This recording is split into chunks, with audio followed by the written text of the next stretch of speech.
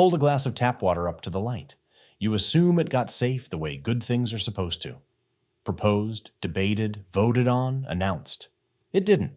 In 1908, a city of 200,000 drank water exactly like this every day, with a chemical in it that not one of them had agreed to swallow, and not one of them was told.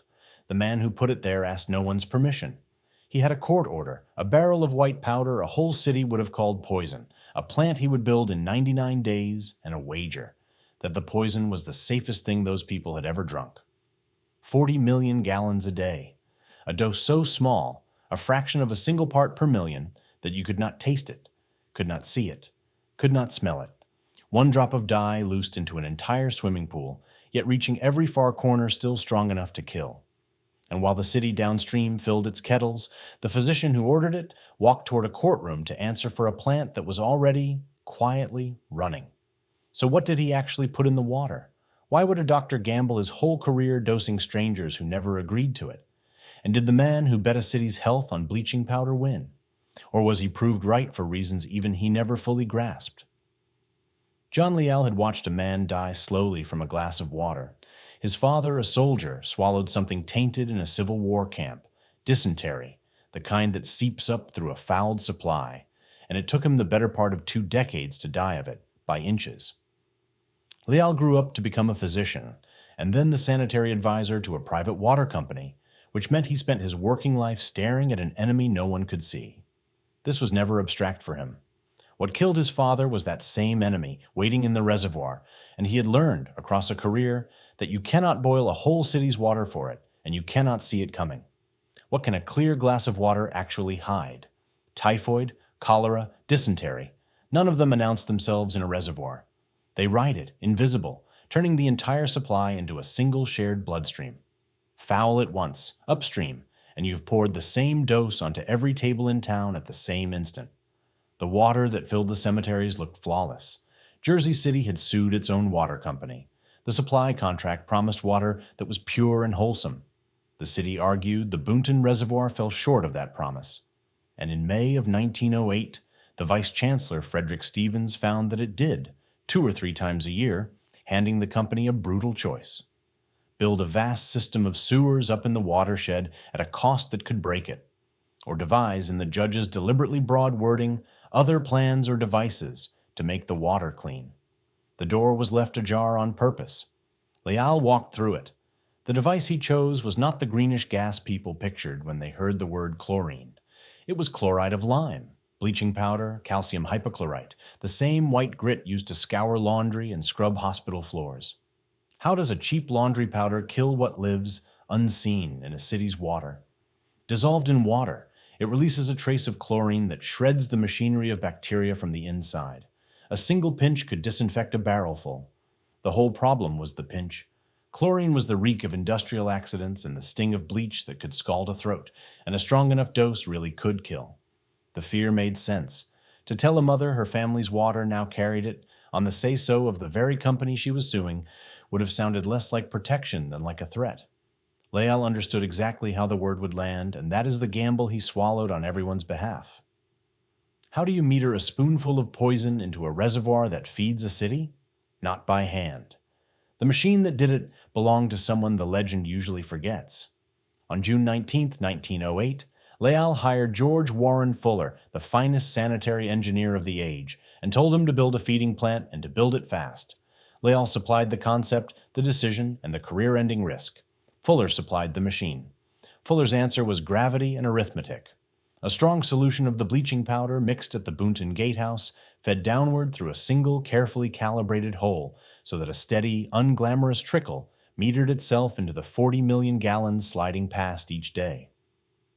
No pump to jam, no motor to burn out, just a measured drip holding the dose between 0.2 and 0.35 parts per million, enough to kill what lived in the water, far too little to harm what drank it. No American city had ever run a plant like this continuously, so there was no known equipment to install. Fuller had to invent the routine of it, the mixing, the settling, the constant recalibration, and bet the whole apparatus would hold steady, unattended, for a city drinking the output in real time. From the June handshake to live water, 99 days, Stand where Leal stood, the plant nearly finished. You have a court's vague permission on one side and a cask of the powder on the other. Call a town meeting, and the word poison buries the idea in panic long before the science can speak. So you do not call the meeting. On September 26, 1908, the drip began, the first continuous chlorination of a public water supply anywhere in the United States, running straight into the taps of a city that was never told. Leal knew he had not invented the idea. England had dumped chlorine into an infected supply at Maidstone in 1897. A doctor named Houston had dosed the water of Lincoln, England, during a typhoid outbreak in 1905. A Belgian town had quietly run a continuous plant since 1902, and Leal himself had worked chlorine out at the bench a decade earlier. But every one of those was a small town, an experiment or an emergency measure pulled during an outbreak. No one had ever bet a major American city on it, permanently, as the plain everyday condition of the tap, and then dared a court to shut it off. On September 29, 1908, 3 days after the first dose, the trial opened to decide whether this cheap contraption met the contract standard, while the plant kept humming behind the argument. The city had in effect been drinking the verdict for 3 days before a single lawyer rose to debate it. The man who had to be convinced was William J. Magee, a retired Chief Justice of New Jersey, appointed special master. A company sued for dirty water was now asking him to bless the very compound the public called poison. Approved after the fact with a city already drinking it. Every instinct said no. For 38 days and some 3,000 pages of testimony, the defense made its case. Fuller took the stand for the machine he had built. Leal answered for the decision he had made alone. And he did the one thing a man running a scam would never do. He told the court he drank the treated water himself every day and would not hesitate to give it to his own family. It was, he said, the safest water in the world. It was not bravado. It was the entire argument, staked on his own body. What could prove a city's water had been made clean? The evidence was bacterial. Sample after sample, the treated water carried only a small fraction of the living organisms the raw reservoir did day after day, consistently, and the trace of chlorine that did it left the drinker unharmed. The vast sewers the city had wanted instead, the defense argued, would have protected no one any sooner, and would have cost a fortune to build. On May 9, 1910, Magee handed down his finding. The device did what the contract demanded. The water was pure and wholesome. The gamble was, in the eyes of the law, vindicated, more than a year and a half after the city had already been drinking on it. Leal patented nothing. He could have owned the method about to remake public health and charged every city on earth to license it. He filed no claim. The technique was free, to Jersey City, and to any town with a reservoir and the nerve to try. He got almost nothing back for it either. The engineer who ran the plant day to day, George Johnson, would later write, himself toward the center of the story, and for years the credit drifted to other men. Leal never fought for it. He went back to work, kept his watch over the water, and died in 1914, less than 6 years after the drip began. Remembered, if at all, as a doctor from an old New Jersey lawsuit, not as the man who had quietly made the water of a nation safe.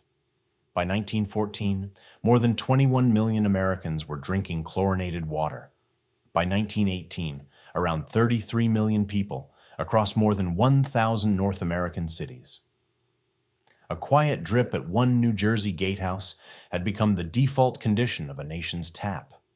So did the chemical, on its own, defeat typhoid? Not on its own.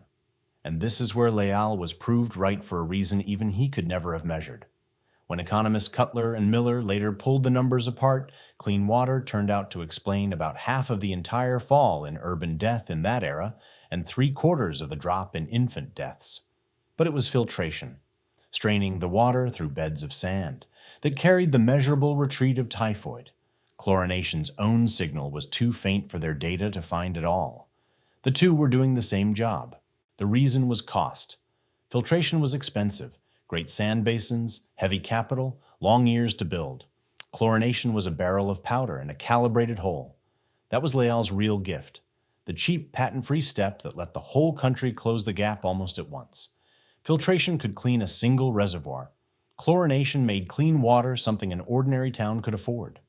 The safe water we hand our children as a birthright did not arrive by public vote or grand announcement or anyone's permission.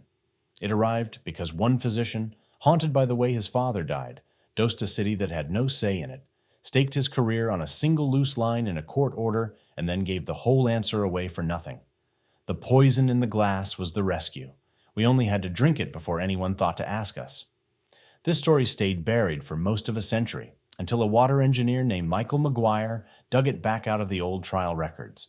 There's a whole hidden history of people like Leal, who quietly saved thousands, carried the risk themselves, and never sent the bill. This channel exists to pull them back into the light. Subscribe if you want to come along. Your tap was only the first secret hiding in this house.